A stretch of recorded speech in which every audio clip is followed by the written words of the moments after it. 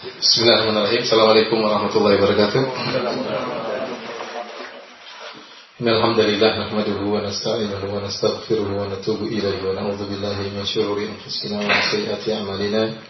May yahdihillahu fala mudilla lahu wa may yudlil fala hadiya lahu. Asyhadu an la ilaha illallah wahdahu la syarika lahu wa asyhadu anna Muhammadan abduhu wa rasuluhu la nabiyya ba'dah. Ya ayyuhalladzina amanu taqullaha haqqa tuqatih wa la tamutunna illa wa antum muslimun. Fa inna ahsanal kalami kalamullah wa khairal huda huda Muhammadin sallallahu alaihi wasallam. Syarrul umuri muhdatsatuha wa kullu muhdatsatin bid'ah wa kullu bid'atin dhalalah wa kullu dhalalatin finnar. Hadirin dan hadirat yang dirahmati Allah Subhanahu wa taala. Alhamdulillah pada siang hari ini kita dipertemukan kembali dengan Allah Subhanahu wa taala dan insyaallah kita melanjutkan pembahasan kita tentang Kitab Tauhid dan kita masuk pada bab yang pertama ya. Berarti pertemuan lalu muqaddimah ya.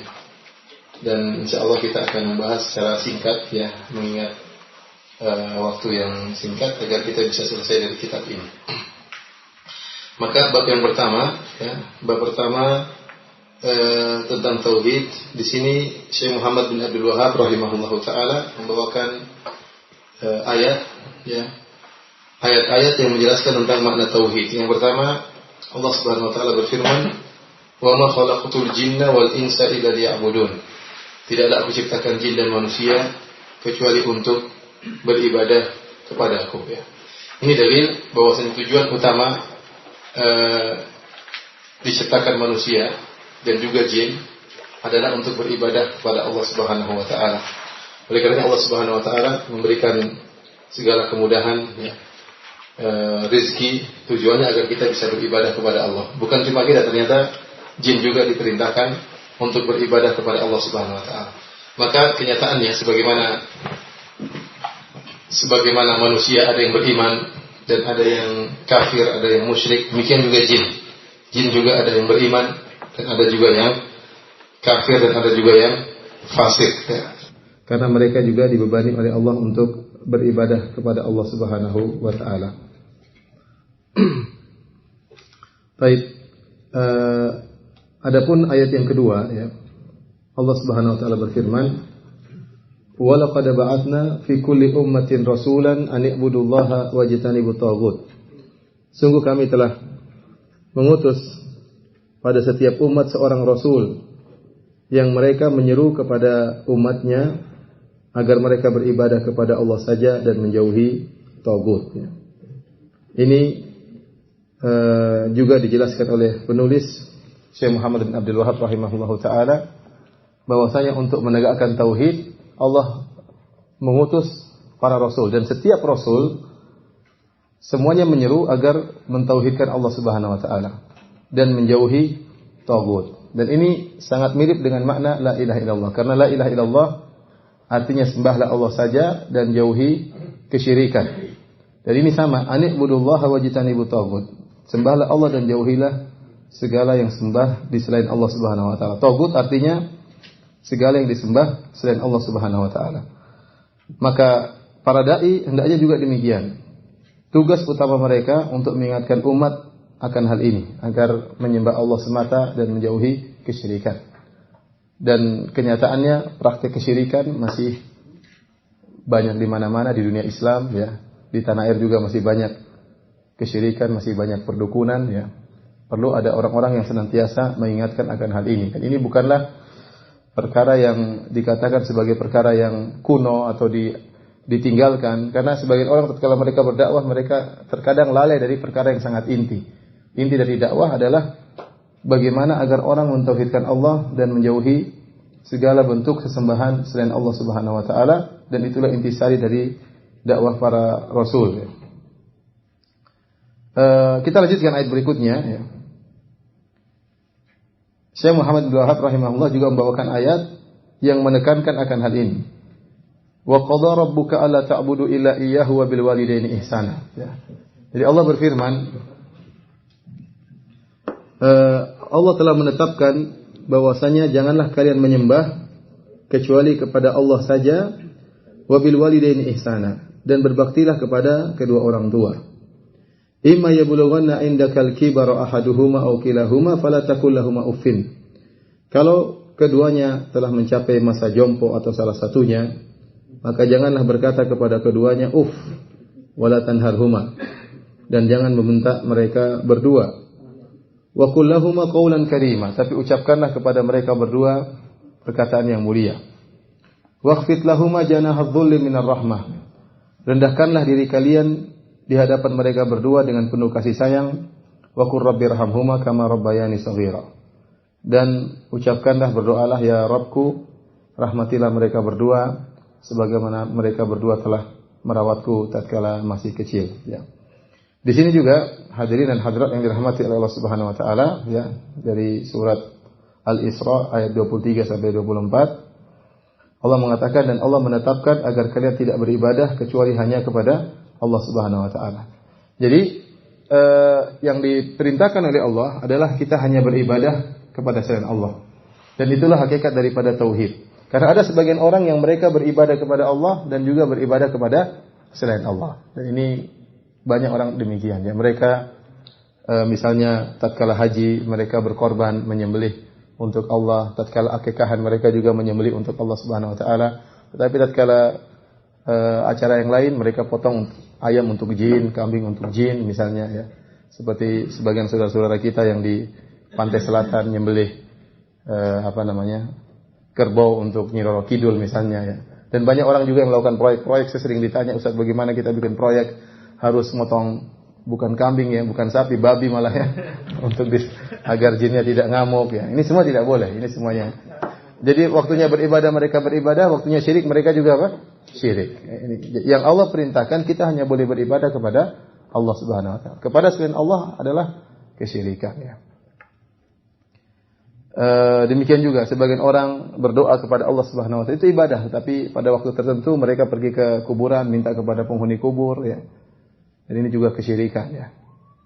Kemudian di sini Allah menggandengkan perintah untuk bertauhid kepada Allah dengan berbakti kepada kedua orang tua. Kata Allah, bil walidaini ihsana, dan berbaktilah kepada kedua orang tua kalian dengan sebakti-baktinya.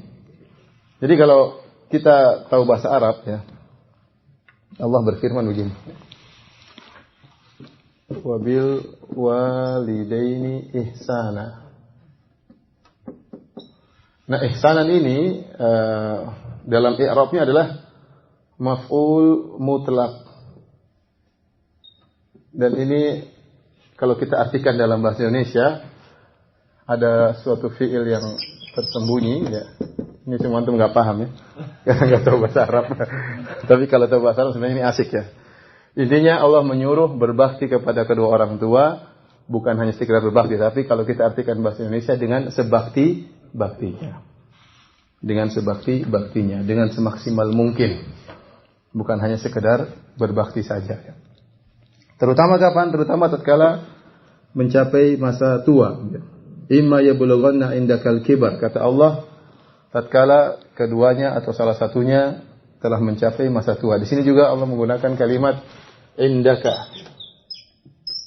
artinya di sisimu. Sebagian ulama mengambil faedah, kata mereka bahwasanya orang tua di masa tua usahakan agar tinggal di sisimu, jangan di sisi orang lain, karena itu orang tua adalah pintu surga. Pintu surga. Kalau memungkinkan. Terkadang tidak memungkinkan, ya. Terkadang seorang, ya, kalau orang tuanya di rumah bisa ribut sama istrinya, bisa ribut sama yang lainnya, ya. Tetapi maksudnya kalau bisa memungkinkan orang tua tinggal di sisimu, maka lakukanlah. Karena itu pintu surga ente bawa ke rumah. Apalagi dua-duanya masih hidup, maka dua pintu surga terbuka selebar-lebarnya. Seorang harus cerdas, ya. Di antara amalan yang paling mudah memasukkan orang dalam surga adalah berbakti kepada kedua orang tua. Makanya ada seorang sahabat berkata, ya Rasulullah, dia minta izin untuk berjihad. Kata Nabi, ahayyun walidak, apakah kedua orang tua masih hidup?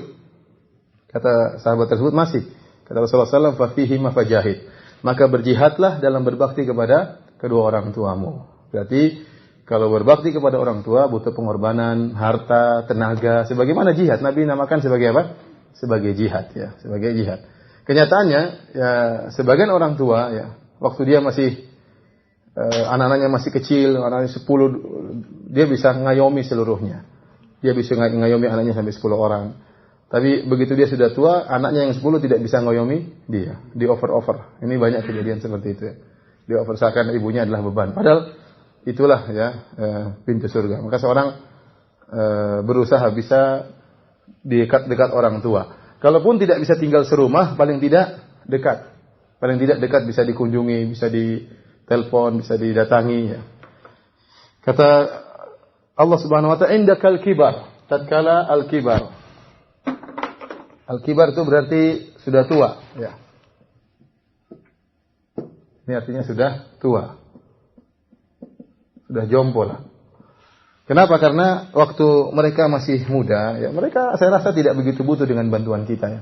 Bahkan mereka sering memberikan kita, orang tua kalau beri hadiah kepada kita, ya, bahkan kita sudah besar mereka masih kasih hadiah. Tetapi yang paling utama berbakti sangat besar pahalanya tatkala mereka sudah mencapai masa jompo. Dari sisi apa? Terkadang sudah di masa jompo mereka sudah tidak bisa bekerja, butuh perhatian khusus, baik ekonomi, keuangan dan yang lainnya. Kalaupun mereka kaya, taruh orang tua kita kaya raya, mereka pun butuh perhatian untuk ngobrol, untuk teman, melihat cucu-cucunya, melihat anak-anaknya. Ya, maka saya aja ketemu sebagian ikhwan ya, mungkin rumah besar, tapi anak cuma 2 misalnya, anak cuma 1 yang satu sudah sekolah keluar negeri, ya sepi juga di rumah ya, nggak pingin lihat apa anak-anak. Padahal teman itu masih belum umur 50 tahun. Bagaimana kalau orang tua kita sudah berumur 60, 70, kemudian kita nggak pernah jenguk. Jadi terutama di masa tua ini, ya memang perhatian harus lebih besar kepada orang tua. Harus sering ditelepon, harus sering dijenguk karena mereka rindu untuk melihat anak-anak ya. Selain mereka juga sudah semakin lemah, mereka juga butuh perhatian, teman ngobrol dan yang lainnya. Kemudian kenapa masa tua juga menjadi perhatian? Karena banyak orang tua di masa tua sudah mulai berubah akhlaknya, mulai temperamental, kekanak-kanakan ya, suuzon aja kerjanya, emosian. Maka disitulah saat kita untuk bersabar untuk meraih surga di sisi Allah Subhanahu wa taala. Kata Allah Subhanahu wa taala, "Fala taqul lahum uffin." Jangan berkata uf. Uf itu dalam bahasa Arab artinya adalah kalimat terendah yang menunjukkan kejengkelan.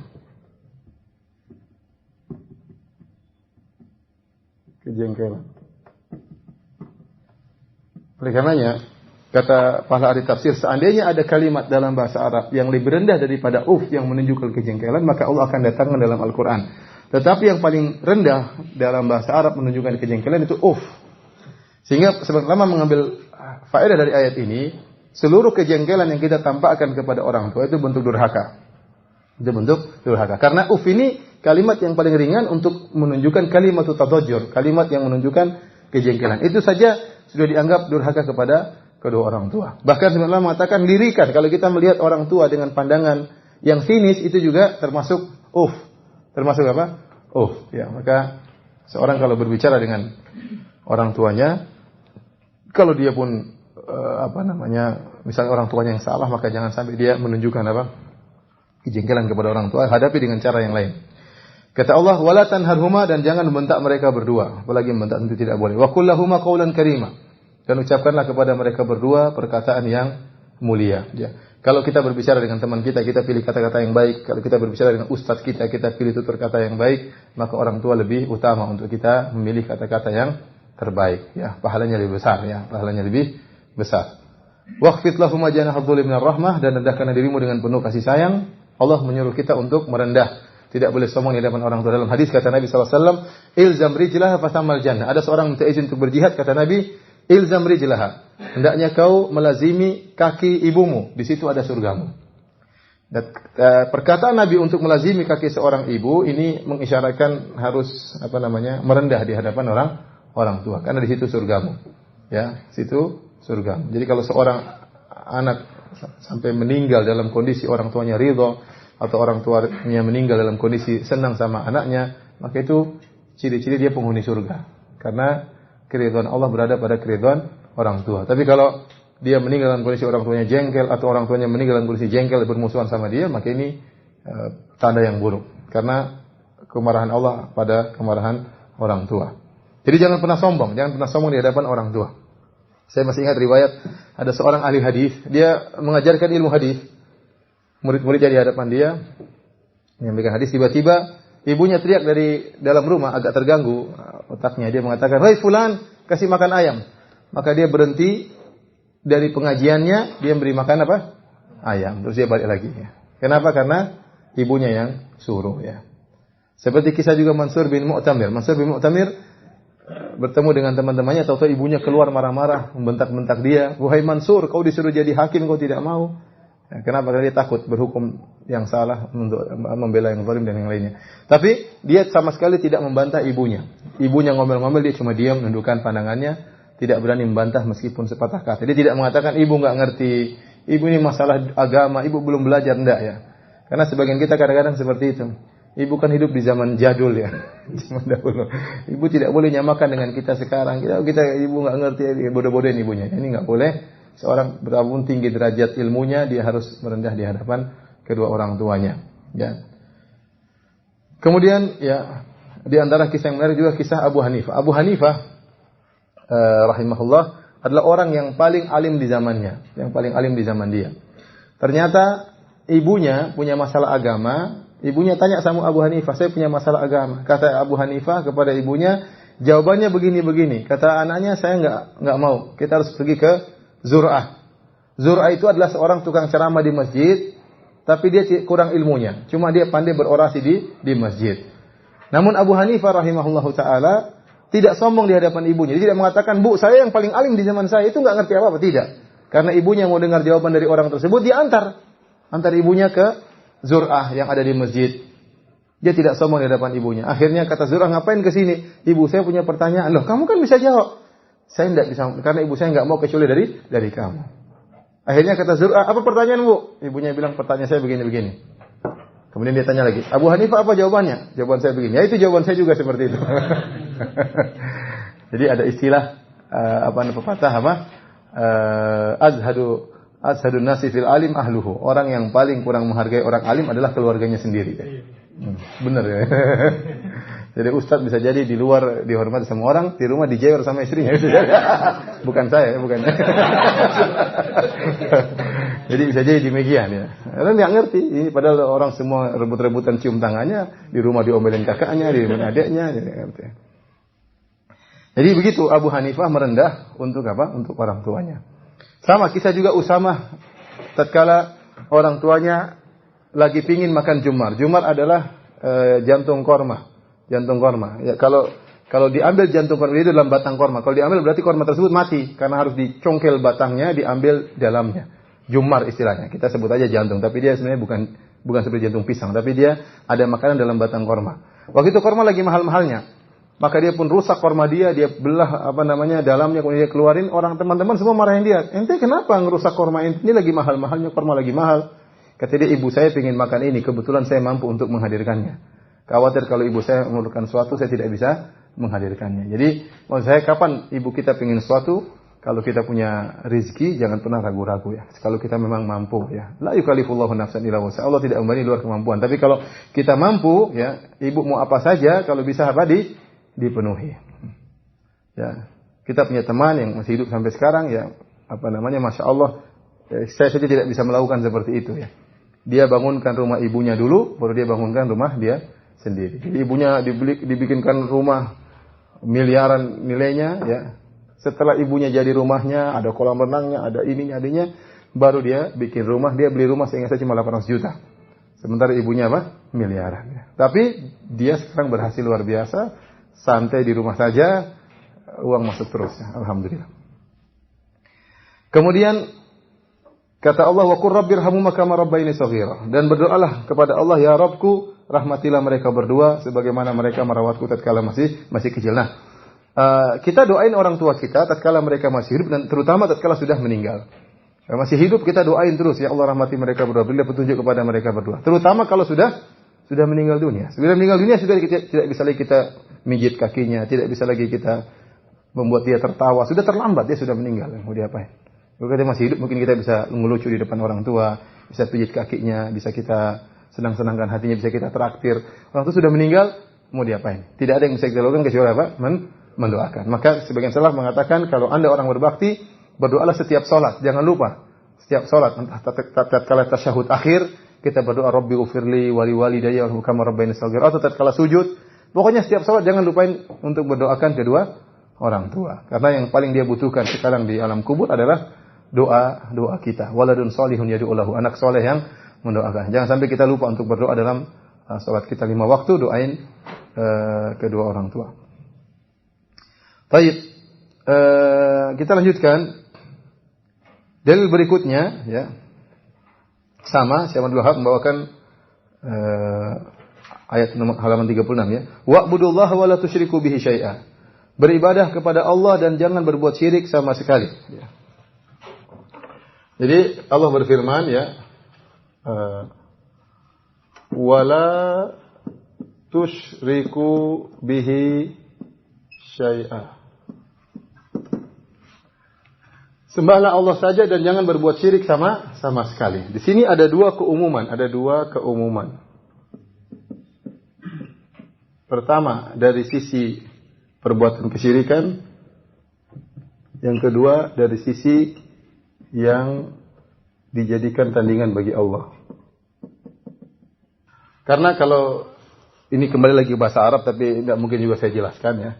La tusyriku artinya mengandung isyrakan bihi ya. Dan kita punya kaidah dalam bahasa Arab, setiap tanwin yang datang dalam konteks penafian atau konteks pensyaratan akan memberikan faedah keumuman. Tapi intinya maksudnya, janganlah kalian berbuat kesyirikan dengan bentuk kesyirikan apapun. Apakah syirik akbar, syirik besar, ataukah syirik kecil, ataukah syirik khafi yang samar, ataukah syirik jali yang kelihatan, yang nampak. Semua jenis kesyirikan hukumnya haram. Dan syirik adalah dosa besar. Jadi la tusyriku, kalau kita artikan dalam bahasa Arab, janganlah kalian berbuat syirik kepada Allah dengan syirik apapun.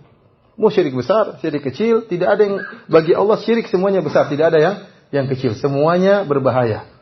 Bahkan syirik kecil pun termasuk dosa besar. Ini namanya syirik kecil aja cuma untuk pembedaan.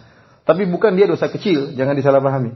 Jadi namakan syirik kecil itu bukan berarti dia dosa kecil, tapi untuk dibedakan antara syirik kecil dan syirik akbar. Kalau syirik akbar membuat orang keluar dari Islam, kalau syirik kecil enggak. Itu bedanya. Syirik akbar membuat orang dari Islam seperti berdoa kepada Nabi, keluar dari Islam. Syirik kecil riya, pakai jimat, itu enggak mengeluarkan orang dari Islam. Tapi itu juga dosa besar. Ada syirik khafi yang samar, ada syirik yang nampak.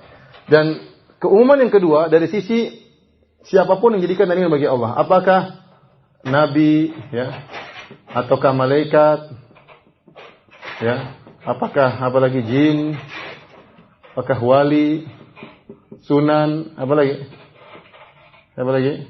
batu ya, pohon, semua yang disembah selain Allah tidak boleh dijadikan tandingan bagi Allah. Ada yang menyembah Nabi, ada yang malaikat. Orang musyrikin dahulu mereka ada yang menyembah Nabi, ada yang menyembah malaikat, ada yang menyembah jin. Kalau zaman kita sekarang ada yang menyembah wali, ada yang menyembah sunan, ada yang menyembah batu, ada yang menyembah apa? Pohon. Ini semua syirik, tidak boleh.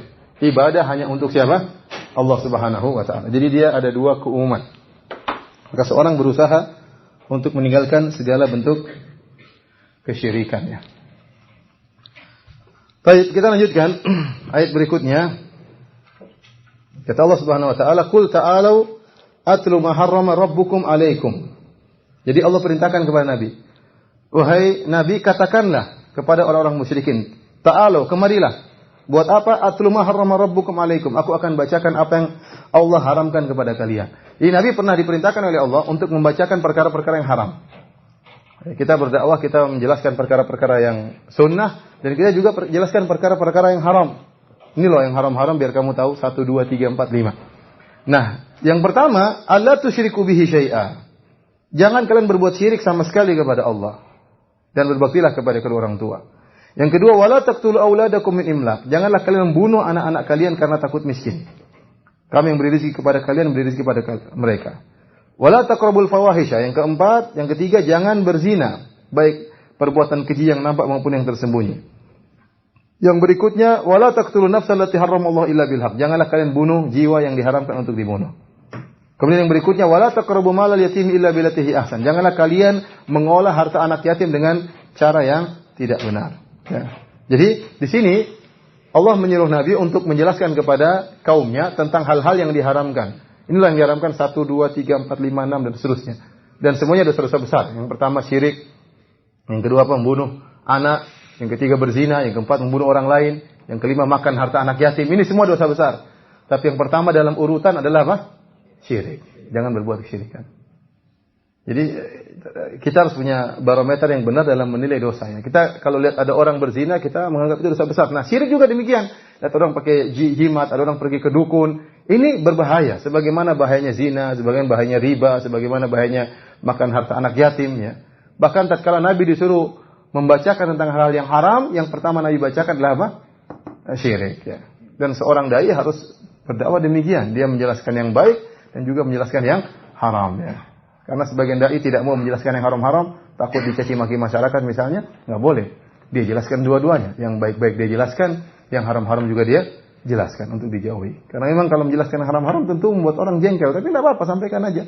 Tugas ente adalah menyampaikan risalah Allah Subhanahu wa taala. Kemudian asar dari Ibnu Mas'ud. Ibnu Mas'ud berkata, lihat halaman 38, man arada an yanzura ila wasiyati Muhammad, barang siapa yang ingin melihat kepada wasiat Nabi Muhammad sallallahu alaihi wasallam, allati 'alaiha khatamuhu, yang di wasiat tersebutlah Nabi memberi stempel. Ya, jadi seakan-akan ini wasiat yang Nabi tulis sebelum dia meninggal dunia. Falyaqra qaulahu, maka hendaknya dia membaca firman Allah, qul ta'alu atru ma harrama rabbukum 'alaikum alla tusyriku bihi syai'a. Katakanlah, kemarilah kalian, aku akan bacakan apa yang diharamkan Rabb kalian kepada kalian, yaitu jangan berbuat syirik sama sekali kepada Allah. Nah, hadirin dan hadirat yang dirahmati Allah Subhanahu wa taala, Ibnu Mas'ud mengatakan, barang siapa yang ingin lihat wasiat Nabi, padahal kita tahu Nabi tidak berwasiat. Jadi Nabi meninggal tidak punya wasiat. Dan Nabi tidak pernah menunjuk Ali sebagai pemimpin. Nabi juga tidak pernah secara nas mengatakan Abu Bakar sebagai pemimpin. Nabi tidak secara pernah mengucapkan Umar sebagai pemimpin. Seandainya Nabi pernah mengatakan Ali sebagai pemimpin, tentu para sahabat tidak berselisih. Tapi begitu Nabi SAW meninggal, terjadi apa? Perselisihan. Menunjukkan Nabi tidak pernah berwasiat si fulan yang jadi pemimpin. Sampai akhirnya mereka ijma sepakat bahwasanya Abu Bakar yang menjadi pemimpin. Adapun perkataan orang Syiah bahwasanya Nabi punya wasiat, kalau Nabi meninggal yang menjadi pemimpin adalah Ali bin Abi Thalib, dan Nabi menyampaikan wasiat tersebut tatkala pulang dari Haji Wada di suatu tempat namanya Ghadir Khum, yang sekarang mereka mengadakan perayaan namanya perayaan apa? Ghadir Khum. Di situ hari di mana Nabi mengatakan kalau saya meninggal yang jadi pemimpin adalah siapa? Ali bin Abi Thalib. Namun ini semua kedustaan. Kalau ini memang benar, padahal para sahabat semua hadir, waktu Nabi meninggal pasti ada yang nyeletuk. Kan Nabi pernah bilang jadi Ali menjadi pemimpin. Kok tidak ada satu orang pun yang apa? Nyeletuk. Bahkan mereka berselisih. Sampai kaum Muhajirin mengatakan dari kami pemimpin, kaum Ansar mengatakan dari kami juga pemimpin. Sampai akhirnya mereka sepakat yang jadi pemimpin siapa? Abu Bakar. Jadi Nabi memang tidak pernah berwasiat. Tidak pernah berwasiat. Nah, kenapa Ibnu Mas'ud mengatakan kalau siapa yang ingin melihat wasiat Nabi? Berarti wasiat tersebut tidak ada. Seakan-akan Ibnu Mas'ud berkata, seandainya Nabi berwasiat, pasti wasiatnya itu ini, jangan berbuat syirik. Seandainya dia tulis wasiat dan dia kasih stempel di wasiat tersebut, maka wasiat tersebut pasti isinya jangan berbuat apa? Kesyirikan. Ini menunjukkan pemahaman Ibnu Mas'ud yang dalam, karena dia meyakini bahwasanya Nabi punya perhatian besar terhadap masalah bahayanya kesyirikan. Dan ini benar, waktu Nabi SAW akan meninggal dunia 5 hari sebelum Nabi meninggal dunia, Nabi sempat dalam kondisi sakit, dia berkata, la'natullah 'alal yahud wan nasara ittakhadhu qubur anbiya'ihim masajida. Semoga Allah melaknat orang Yahudi Nasrani, mereka menjadikan kuburan nabi-nabi mereka sebagai apa? Masjid. Jadi Nabi memperingatkan tentang masalah kesyirikan menjelang wafatnya Nabi sallallahu alaihi wasallam. Nah, jadi inilah yang dipahami oleh Ibnu Mas'ud. Seandainya Nabi sallallahu alaihi wasallam berwasiat, maka dia pasti akan melarang untuk berbuat kesyirikan. Baik, kita lanjut pada dalil yang terakhir dalam bab ini, bab yang pertama. Hadis Nabi sallallahu alaihi wasallam dari Mu'adz bin Jabal radhiyallahu taala anhu, riwayat Bukhari dan juga riwayat yang lainnya. Kata Mu'adz bin Jabal, "Kuntu radifan Nabi sallallahu alaihi wasallam ala himar." Jadi kata Mu'adz, aku pernah dibonceng Nabi di atas himar, di atas keledai, ya. Dan Mu'adz waktu itu masih sangat muda belia, ya. Dan dia dibonceng oleh Nabi SAW. Dan Nabi SAW sering membonceng sahabat-sahabatnya. Sampai ada ulama yang menulis, disebutkan oleh Ibnu Hajar, buku khusus tentang siapa nama-nama sahabat yang pernah dibonceng oleh Nabi SAW. Ternyata jumlah sahabat yang pernah dibonceng oleh Nabi 30 orang. Si fulan. Rata-rata yang masih muda-muda. Mu'ad, Hasan dan Hussein, kemudian Ibnu Abbas, ya, Fadl bin Abbas, Usama bin Zaid yang masih muda-muda, ya. Tetapi ada sekitar 30 sahabat yang pernah dibonceng oleh Nabi SAW. Dan dibonceng di atas apa? Di atas himar. Ini menunjukkan tawaduknya Nabi SAW. Nabi tidak selalu menggunakan tunggangan yang mewah. Kita tahu tunggangan yang paling mewah kuda. Setelah itu mungkin onta. Himar ini yang paling murahan. Himar ini tunggangan yang paling apa? Murahan. Makanya Nabi SAW terkadang meskipun dia kepala negara, dia naik tunggangan yang apa? Yang murahan. Untuk apa? Untuk menghilangkan kesombongan dan keangkuhan. Dan benar, tunggangan itu punya pengaruh. Makanya dalam Sahih Bukhari Rasulullah SAW mengatakan, al-kibr wal khuyala fi ashabil khail wal ibl, was sakinah fi ashabil ghanam. Kata Nabi SAW, kesombongan dan keangkuhan berada di pemilik kuda dan onta-onta. Adapun ketenangan berada pada pemilik kambingnya. Karena kalau mau sombong dengan kambing, apa yang mau disombongin? Kambing saya, kambing kamu apa emang? Tapi kalau kuda bisa disombongin, ya. Kuda saya ini, bawa kuda. Ada kebanggaan, ada kegagahan sendiri. Naik onta pun onta saya begini. Karena kambing kan nggak mungkin, ya. Kambing bek lari sana sini nggak bisa. Jadi ternyata tunggangan itu punya pengaruh. Itu benar. Orang kalau naik mobil mewah-mewah, kalau dia tidak bisa menjaga dirinya, menjaga hatinya, akan terjerumus dalam keangkuhan. Tanpa dia sadari, keangkuhan tersebut masuk dengan sendiri. Kalau baju saja bisa membuat orang angkuh, ya apalagi tunggangan, apalagi rumah. Jadi tidak dilarang kita punya mobil yang mahal, tidak dilarang kita punya rumah yang mewah, tetapi ingat jaga hati. Jangan sampai rumah tersebut, mobil tersebut menjadikan kita angkuh. Nah, sekali-sekali kita naik yang murahan, sekali-sekali kita naik yang murahan untuk menghilangkan itu semua. Sekali-sekali kita naik murahan, ya. Ya, sekali-sekali naik mobil teman. Sekali-sekali naik mobil pinjaman. Jadi untuk menghilangkan, karena nanti muncul keangkuhan itu dengan sendirinya. Apalagi antum pulang kampung, terus naik mobil yang 1 miliar lebih, lewat orang-orang buka kaca, wah keren rasanya. Orang wah. Nah, coba kalau ente naik sepeda, pasti ente tawadhu, nggak mungkin ente mau sombong. Pasti sepeda, ya assalamualaikum, nggak mungkin, nggak bisa sombong. Apa yang mau disombongkan, ya? Kalau sombong sudah terlalu. Makanya Nabi SAW terkadang naik kuda, terkadang naik onta, dan seringnya naik apa? Himar. Seringnya naik himar. Sekali-sekali kita jangan terjebak dengan keangkuhan, karena terkadang tanpa kita sadar kita terjebak dengan keangkuhan.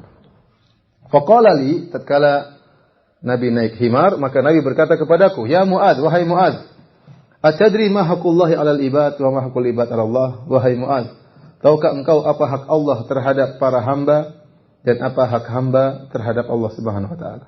Qultu Allahu wa rasuluhu a'lam. Kata Mu'adz, Allah dan Rasul yang lebih mengetahui.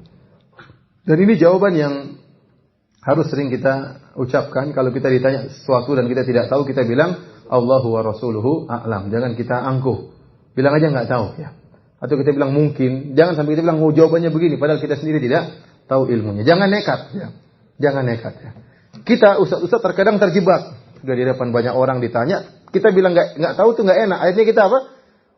Jawab, ternyata ngawur. Al-Imam Malik rahimahullahu taala ditanya sampai mungkin 40 pertanyaan, dia cuma jawab 2 atau 3 atau 4 pertanyaan. Sampai ada orang datang, ya Imam Malik, saya datang dari jauh nih bawa pertanyaan. Cuma jawab sekian, ya gimana lagi? Terus dia bilang, kalau kamu nggak tahu terus mau tanya siapa? Ya emang saya harus tahu. Kalau nggak tahu terus ya sudah mau diapain? Ya. Ada yang mengatakan Imam Malik ini perkara sepele. Kata dia tidak ada perkara dalam agama perkara yang sepele. Semuanya berat. Karenanya seorang, terutama masalah agama, ya. Masalah agama ini orang suka nimbrung, ya. Semuanya mau bicara masalah agama. Kalau masalah kimia tidak semua orang bicara. Pasti yang pakar kimia saja yang ngomong. Kalau bicara fisika nggak ada yang ngomong. Ekonomi juga nggak semuanya ngomong. Tapi kalau sudah bicara agama, semua mau ngomong, ya. Mau direktur, mau tukang becak, mau apa, semua mau ngomong, ya. Itu semakin berbahaya karena bicara tentang masalah agama, tentang aturan-aturan Allah Subhanahu wa taala. Maka seorang kalau tidak tahu, bilang aja Allahu a'lam, Allah yang lebih mengetahui. Saya hadir di pengajian Syekh Abdul Muhsin Al-Abbad, bapaknya Syekh Abdul Razak, muhaddis di kota Madinah, ya. Saya 5 tahun bermulazamah dengan beliau setiap pada maghrib sampai isya, pada maghrib sampai isya. Sering dia ditanya tentang permasalahan, begitu dia ragu sedikit dia bilang Allahu a'lam. Padahal saya tahu jawabannya nih. Kalau saya mungkin sudah nekat jawab, ternyata dia begitu alimnya tidak berani jawab. Berarti saya tahu saya ini bahlul. Ya. Dia yang begitu alimnya masih ragu sedikit dia tidak jawab. Dia harus jawab yang dia benar-benar tahu pasti ya. Karena jawaban ini tidak dia sangka nanti diamalkan sama orang tersebut, direkam, kemudian ternyata ditulis misalnya dan berbahaya kalau ternyata apa? Salah, ya, ngawur. Ya, kelihatannya kita hebat di hadapan orang banyak tapi orang tahu yang ini ngawur ya. Oleh karenanya kita harus berani mengatakan Allahu a'lam. Makanya dikatakan la adri nisful jawab. Mengatakan saya tidak tahu itu setengah jawaban. Ya udah, mau diapain? Jawabannya apa? Saya tidak tahu ya. Kadang orang enggak tahu muter kanan, muter kiri, muter kanan, muter kiri, bilang aja tidak tahu selesai. Ya. Lebih selamat. Makanya Muaz waktu ditanya dia mengatakan saya tidak tahu. Kemudian Nabi menjelaskan, haqqullah 'alal ibad ay ya'buduhu wa la yusyriku bihi syai'a. Hak seorang hamba atau hak Allah terhadap hamba adalah para hamba hendaknya menyembah Allah saja dan tidak berbuat syirik sama sekali. Wa haqqul ibad 'ala Allah, dan hak para hamba terhadap Allah alla yu'adziba ma la yusyrik bihi syai'a. Para hamba kalau mereka tidak berbuat syirik, maka mereka tidak akan diazab oleh Allah sama sekali. Dan ini adalah kabar yang menggembirakan, barang siapa yang tidak berbuat syirik kemudian dia meninggal dunia, maka tidak akan diazab. Tidak akan diazab. Qultu ya Rasulullah, aku berkata, wahai Rasulullah, afala ubashirun nas? Apakah sebaiknya aku mengabarkan hal ini kepada masyarakat, bahwasanya barang siapa yang tidak berbuat kesyirikan tidak akan diazab oleh Allah? Kata Nabi, la tubashirhum fayattakilu. Jangan beri kabar hal ini kepada masyarakat, mereka akan bersandar. Mereka akan bersandar. Di sini Nabi mengingatkan, khawatir orang salah paham. Yang penting tidak syirik, tidak akan diazab. Sehingga dia merasa tidak berbuat kesyirikan. Padahal dia terjerumus dalam banyak kesyirikan. Ya, akhirnya orang salah paham menggambangkan maksiat yang lain. Yang penting tidak syirik. Ya. Tapi ada ustaz cerita dia ketemu temannya, muridnya udah lama, sudah mungkin berapa tahun nggak ketemu lagi ustaz, badannya penuh tato dan macam. Yang penting saya tidak syirik. Kamu tidak syirik, jangan juga begitu. Kamu tidak syirik, jangan juga minum bir, jangan juga merampok ya. Akhirnya orang terkadang salah paham. Yang penting bukan dosa syirik. Gampang-gampangin, hutang nggak dibayar-bayar, terkadang mungkin berzina, terkadang nggak benar. Semua dosa tidak boleh yang diremehkan, ya. Tetapi kalau seorang benar-benar tidak berbuat syirik, kemudian dia meningkatkan dirinya kepada Allah ketakwaannya, maka mudah-mudahan dia tidak diazab oleh Allah Subhanahu wa taala. Jadi jangan sampai salah paham. Karena sebagian orang salah paham. Misalnya ada hadis, "Man kana akhiru kalami la ilaha illallah dakhala jannah." Barang siapa yang terakhir mengucapkan la ilaha illallah, masuk surga. Ya, akhirnya sebagian orang, ya yang penting kita sering la ilaha illallah nanti meninggal. Belum tentu. Jangan kita hanya melihat sebagian hadis. Contoh sebagian orang, saya pernah ceramah tentang masalah bahayanya zina. Kemudian ada yang protes, Ustaz jangan nakut-nakutin kita. Saya bilang zina di kuburan azabnya kayak gini, di neraka azabnya kayak gini, ya di dunia kalau ketahuan kayak gini. Kata dia jangan bikin kita takut Ustaz. Kan dalam hadis ada wanita pezina minumin anjing dimaafkan oleh Allah Subhanahu wa taala. Wah, repot kalau gitu. Kalau berzina tinggal cari anjing kasih minum selesai ya. Nah, ini salah paham. Jadi sebagian hadis-hadis disalahpahami oleh sebagian orang. Karena kita tidak demikian. Kita berusaha memahami hadis dari segala sisi. Baik. Kita bacakan faedah dari bab ini. Ya. Yang pertama, hikmah diciptakan jin dan manusia. Hikmahnya untuk apa? Beribadah kepada Allah Subhanahu wa taala ya. Makanya saya sering sampaikan ini bantahan terhadap orang-orang liberal. Orang liberal mengatakan tujuan kita di dunia ini adalah berakhlak mulia. Kita bilang benar, akhlak mulia adalah perkara yang penting, tapi yang lebih penting dari itu agar engkau tidak beribadah kecuali hanya kepada Allah. Percuma ente berakhlak mulia, percuma ente baik sama tetangga, sama masyarakat, sosial tinggi, tetapi kalau berbuat kesyirikan, maka tidak akan diterima oleh Allah Subhanahu wa taala.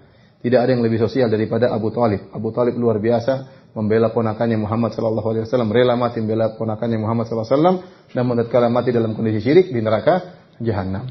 Jadi tujuan utama adalah beribadah kepada Allah Subhanahu wa taala. Kita jelaskan juga bahwasanya jin ada yang masuk surga, ada yang masuk neraka. Sebagaimana manusia ada yang masuk surga, ada yang masuk neraka. Jin pun demikian dalam kehidupan kita ini. Ada jin yang Muslim, ada jin yang kafir, ada jin Nasrani, ada jin Hindu, ada jin Buddha. Yang Muslim juga bermacam-macam. Ada jin yang Sunnah, ada jin yang Syiah, ya. Ada jin yang Sufi, macam-macam. Karena mereka juga dibebani, sehingga mereka juga ikut pengajian yang mana kita tidak tahu. Mereka bermacam-macam juga. Kemudian di antara faedah bahwasanya hakikat ibadah adalah hakikat tauhid, sebab pertentangan yang terjadi antara Rasulullah dan kaumnya adalah masalah tauhid ini. Jadi Nabi terjadi pertentangan dengan kaumnya adalah masalah tauhid karena mereka tidak mau mentauhidkan Allah Subhanahu wa taala. Mereka ingin menyembah Allah tapi juga menyembah kepada selain Allah. Yang ketiga, ya, barang siapa yang belum merealisasikan tauhid ini dalam hidupnya, maka ia belum beribadah kepada Allah. Jadi barang siapa yang belum bertauhid, pada hakikatnya tidak beribadah kepada Allah. Meskipun dia salat, tetapi kalau ternyata dia juga syirik, maka hakikatnya dia tidak beribadah kepada Allah Subhanahu. Karena Allah berfirman, "Iyyaka na'bud," hanya kepada Engkau lah kami beribadah. Nah, tidak boleh seorang beribadah kepada Allah dan juga kepada selain Allah. Itulah kesyirikan. Apa itu hakikat syirik? Syirik adalah beribadah kepada Allah dan juga kepada selain Allah. Itulah syirik. Kalau anda tidak beribadah kepada Allah dan hanya beribadah kepada selain Allah, pada dasarnya itu bukan syirik. Syirik itu mengambil tandingan bagi Allah. Maka kalimat syirik itu sendiri mengisyaratkan bahwasanya ente juga beribadah kepada Allah, hanya saja beribadah juga kepada selain Allah. Sebagaimana kaum musyrikin Arab, mereka juga tawaf, mereka juga haji, ya.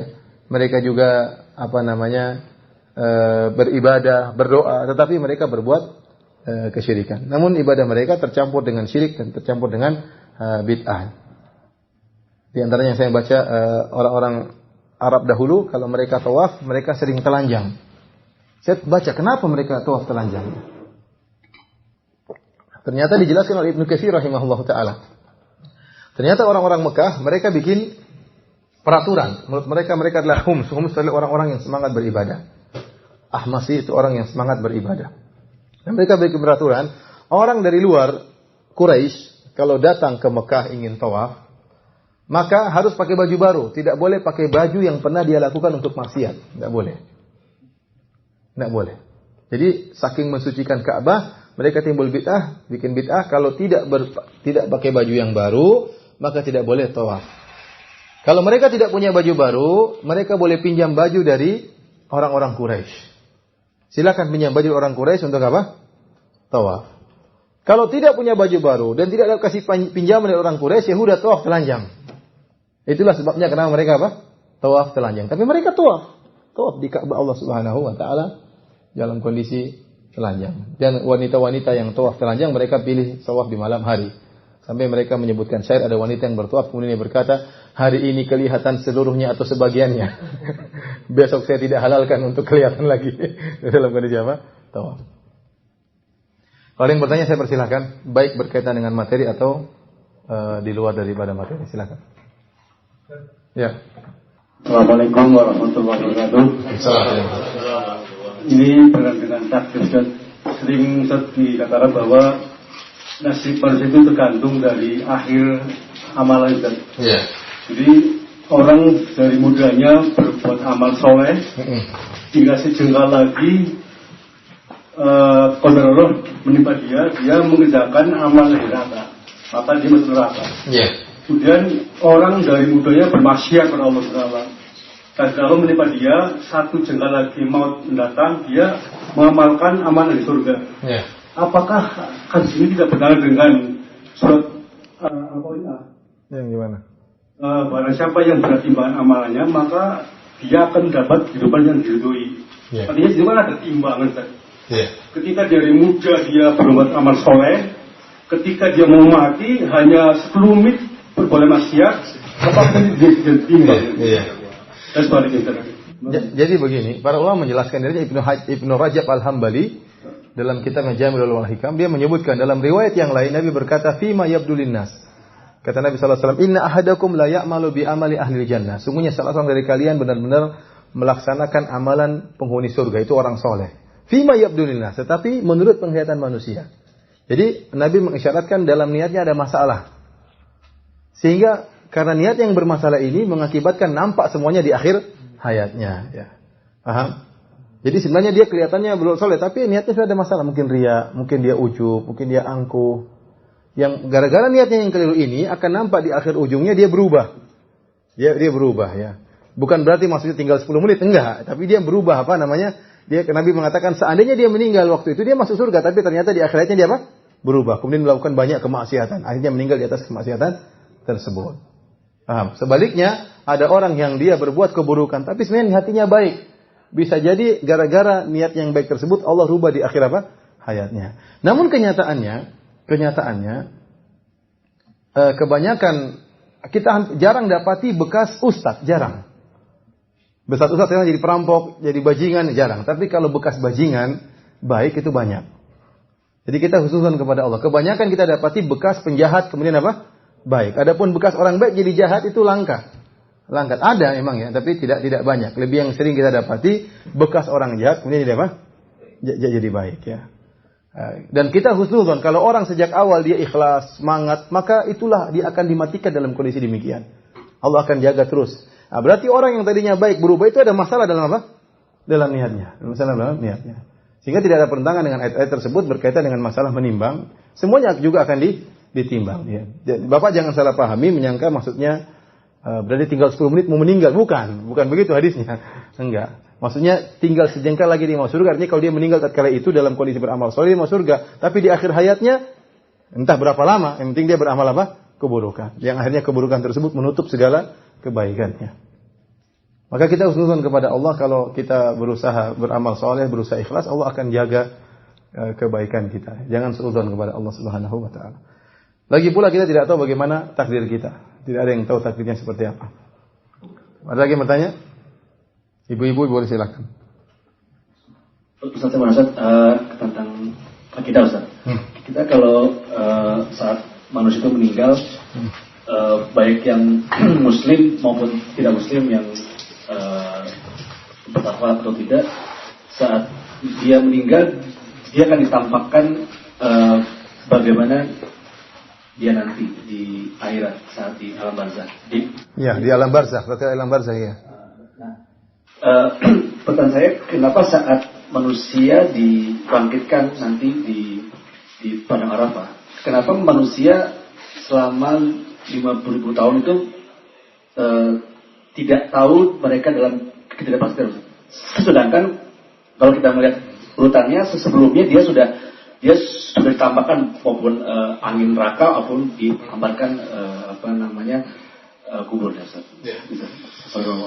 Jadi sebenarnya bukan isyarat itu ada. Jadi sejak awal juga sudah ada isyarat. Orang dibangkitkan pun nanti dibangkitkan dalam kondisi pincang seperti orang yang poligami namun tidak adil, dibuat dalam kondisi badannya miring.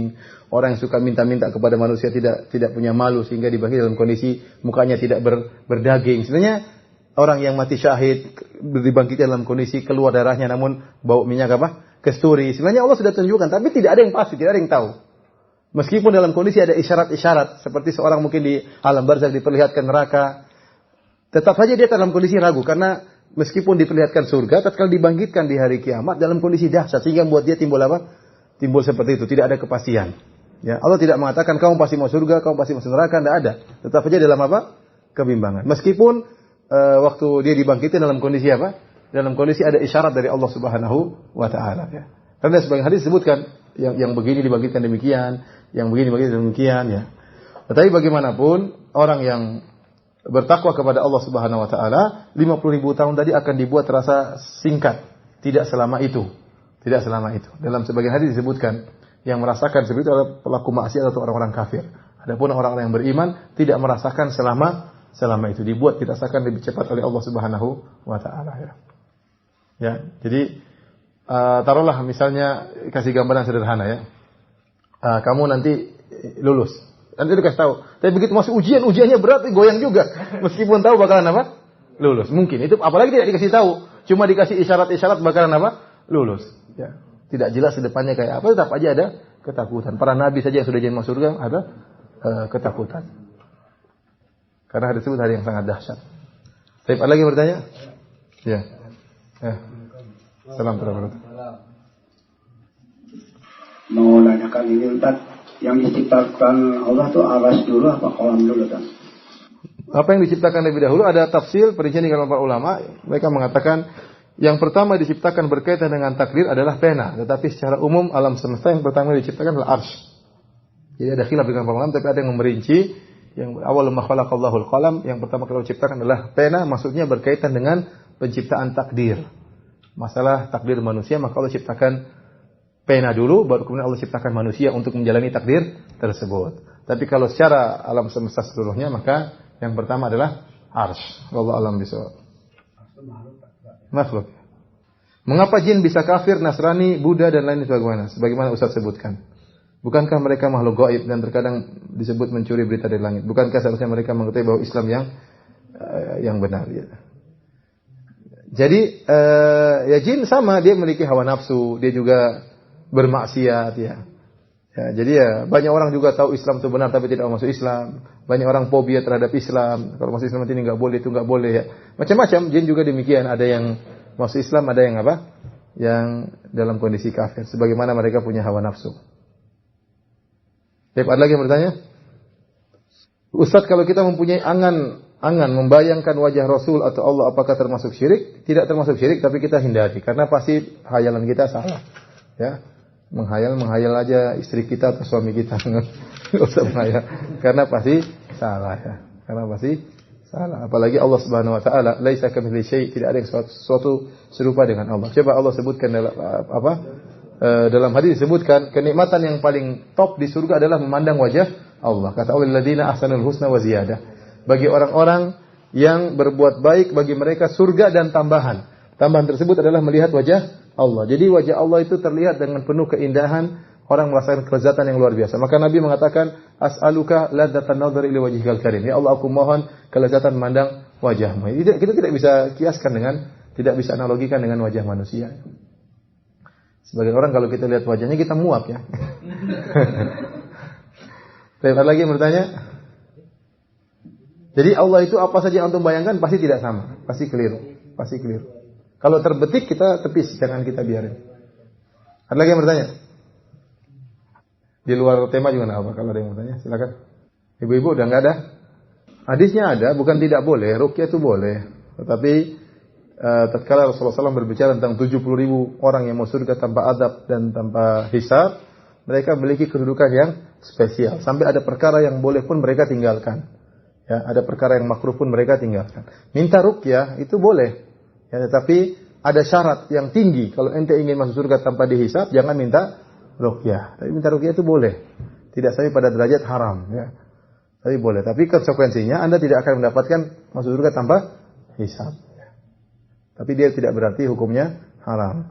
Sebagian ulama seperti Syekh bin Baz, ya, mereka mengkhususkan, kata mereka kecuali darurat. Kecuali darurat, dalam kondisi sudah tidak, dia meruqyah dirinya tidak sembuh, sudah tidak ada obat lagi yang bisa menyembuhkan, dia boleh minta ruqyah sama orang, dan ini tidak mengurangi derajatnya. Ya. Kenapa? Karena Nabi pernah menyuruh Aisyah untuk minta diruqyah darurat. Sebagaimana hukum asalnya kita tidak boleh minta-minta sama orang, tapi ada kondisi darurat kita terpaksa minta sama orang. Dia lapar nih, gimana? Kalau nggak makan kita mati, minta sama orang. Padahal hukum asalnya minta-minta sama orang itu hukumnya tidak boleh. Haram merendahkan diri kita di hadapan orang. Harusnya kita cari usaha sendiri. Tapi ada kondisi kita darurat. Dan kondisi darurat tadi tidak apa-apa dalam syariat, tidak jadi masalah. Jadi hukum asalnya kita jangan minta untuk diruqyah, kecuali darurat kita boleh minta untuk diruqyah. Ustaz, tentang berumah tangga Ustaz. Tentang kalau seandainya hukum katakanlah suami yang berzina atau istri yang berzina Ustaz.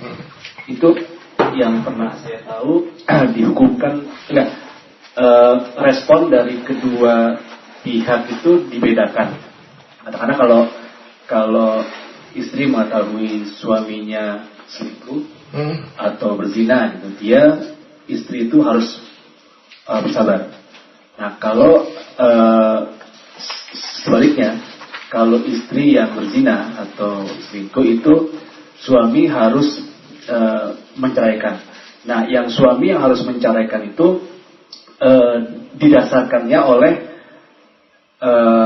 seperti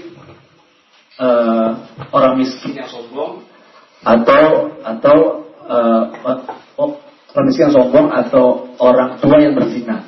Jadi hukumnya karena keterlaluan itu hukumnya kalau suami mengetahui istri yang berzina memang harus diceraikan, enggak bersabar. Kalau menurut Ustaz pandangan tersebut, saya baru tahu ada pendapat seperti itu ya. Saya kalau alam apa dalilnya ada tidak? Kalau dalilnya disebut saya rasa tidak pas ya. Sama saja istri melihat suami berzina, dia berhak untuk minta cerai. Ya. Bahkan kalau ketahuan suaminya suka berzina, maka tidak halal. Ya. Wanita baik-baik untuk laki berzina, maka dia boleh minta apa? Minta cerai. Tidak ada pernyataan kalau suami berzina istri harus bersabar. Saya baru tahu itu. Kalau istri yang berzina suami suruh cerai. Enak kali itu. Enggak, saya baru tahu seperti itu. Hak istri untuk minta cerai, hak suami juga untuk menceraikan ya. Jadi saya tidak tahu ada perincian. Saya baru dengar ada perincian seperti itu ya. Kalau suami berzina, istri berhak untuk apa? Minta cerai, itu hak dia karena suami sudah terjerumus dalam dosa yang sangat besar ya. Seperti itu. Bahkan bisa terjadi mula'anah, saling melaknat. Kalau dalam Al-Qur'an disebutkan kalau istri mentuduh suaminya berzina dan suami menolak, maka saling melaknat. Dalam dalam surat An-Nur ya. Kemudian harus dicerai, tidak boleh kembali lagi. Iya. Dalam surat An-Nur di awal-awal. Iya, li'an ya. Jadi seperti itu. Jadi saling dia tuduh tapi dia enggak punya bukti. Kan kalau kita tuduh zina harus datangkan 4 saksi. Kalau enggak ada kita bersumpah. Tapi habis itu hari itu harus dicerai, dipisah, enggak bisa kembali lagi. Ya. Sampai kapanpun selama-lamanya. Ya, karena di antara syarat untuk menegakkan hukum had harus ada saksi 4 orang. Jadi kalau seorang menuduh istrinya berzina, saksinya cuma 3, dia tetap dicambuk. Harus 4. Ya, anak datangkan saksi cuma 2, anak 1 sama 2 teman. Ya udah, anak sudah nuduh dia, saksi cuma 3, kita dicambuk semua. Meskipun dia berzina. Meskipun dia berzina, tidak bisa membuktikan, dia mengingkari. Jadi tidak mudah juga menegakkan hukum apa? Hukum rajam, itu tidak gampang. Karena ini berkaitan dengan nyawa dia, maka syariat mempersyaratkan harus 4 saksi. Kalau 4 saksi dia dirajam. Kalau lihat harus pakai hakim atau berdua-duaan bisa saling? Saya rasa di hadapan hakim lah, karena memutuskan ya. Ya mungkin dua-duaan dulu nanti lapor ke hakim, saya nggak tahu. Nggak pernah lihat juga di Saudi juga nggak ada seperti itu. Apakah mengucapkan happy holiday? Happy holiday maksudnya apa ini? Liburan ya? Hari libur. Hari libur. Ketimbang selamat Natal termasuk syirik. Nah, happy holiday itu perkara duniawi. Kita bilang selamat libur, perkara duniawi, tidak ada apa, nggak jadi masalah ya. Happy holiday maksudnya bukan, yang penting bukan holidaynya orang Nasrani ya. Kalau perayaan hal liburan tidak berkaitan dengan perayaan agama, ya kita bilang enggak apa-apa, selamat libur, selamat naik pangkat, enggak ada masalah. Tapi kalau selamat Natal enggak boleh, karena kita sedang menyelamatkan kesyirikan ya. Sedang merayakan hari kelahiran Tuhan ya. Tuhan baru lahir. Kita enggak boleh bilang selamat Natal. Apakah benar kalau suami mau poligami enggak perlu izin istri? Ini yang nanya siapa ini? Kameramen. Kameramen. Dapat dari dia. Ini sebenarnya dia sudah tahu jawabannya, dia cuma untuk menjelaskan kepada istrinya.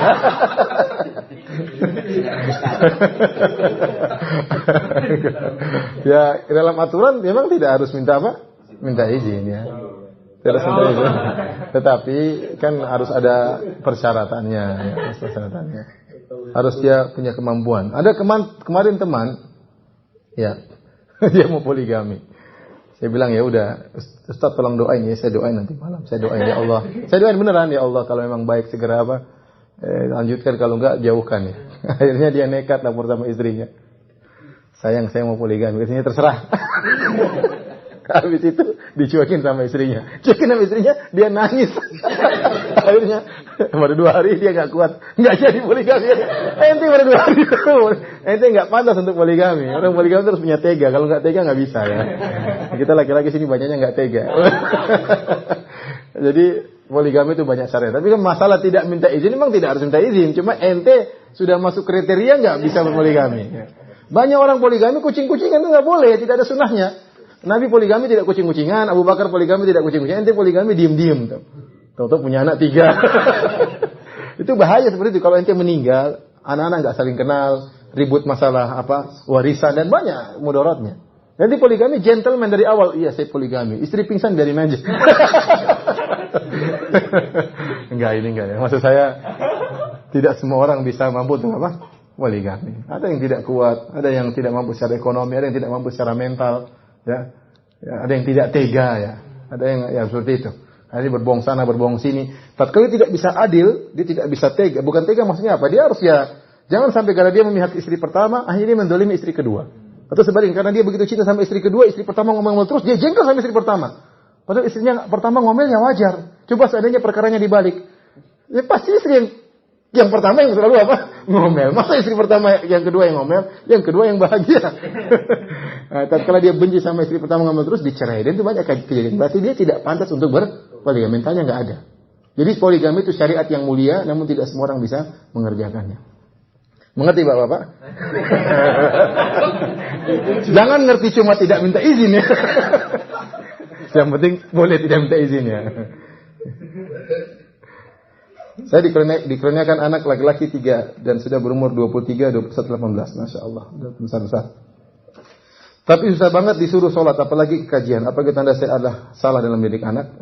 Padahal insya Allah saya telah memberi contoh kepada anak. Apa ini juga bisa dikatakan musibah atau dosa-dosa yang telah lalu terdahulu kepada orang tua saya? Ya. Kita nggak tahu ya. Kita khususkan kepada Allah Subhanahu Wa Taala. Ini ujian ya. Ya, kita berusaha semaksimal mungkin. Kan Allah berfirman, la yukallifullahu nafsan illa wus'aha. Allah tidak memberi luar kemampuan. Nabi Nuh alaihissalam sudah berdoa, sudah berdakwah 950 tahun. Nabi Nuh berdakwahnya 950 tahun. Istrinya tidak beriman, anaknya tidak beriman. Ya. Kaumnya kurang ajar ya. Didakwahi, tutup telinga, suruh ceramah. Ini mana ya? Wa inni kullama da'autum litaghfir ja'alu asabiyan fi adhanihim. Kata Nabi Nuh, setiap saya dakwah mereka ya Allah, mereka meletakkan jari di apa? Di telinganya, begini. Nuh silahkan ceramah. Bikin jengkel ya. Itu bukan cuma sehari dua hari, 950 tahun kayak gitu. Ini kurang ajar ya, apa namanya, kaumnya ya. Iya, kurang ajar ya. Kita aja kalau ceramah orang ngobrol sendiri kan kita juga jengkel, apalagi tutup telinga. tutup telinga. Jadi maksud saya, itu pun Nabi Nuh tidak berhasil menjadikan anaknya beriman dan orang terdekatnya istrinya pun tidak beriman. Namun dia tidak tercela. Yang Allah nilai adalah kita berusaha semaksimal mungkin. Anak seperti itu ujian hidup ya. Tapi jangan putus asa. Kalau kita berdoa dengan tulus, hati itu bisa dirubah oleh Allah Subhanahu wa taala. Betapa banyak orang tidak bisa kita dakwahi. Tapi dengan salat malam kita berdoa, tiba-tiba di Allah kasih hidayah dengan cara Allah Subhanahu wa taala. Sudah, cukup. Ya, demikian saja kajian kita. Semoga bermanfaat dan semoga dicatat sebagai amal kebajikan di hari kiamat kelak. Dan kita berterima kasih kepada tuan rumah, semoga diberkahi dan tambah rezekinya oleh Allah Subhanahu wa taala. Wabillahi taufiq wal hidayah. Assalamualaikum warahmatullahi wabarakatuh.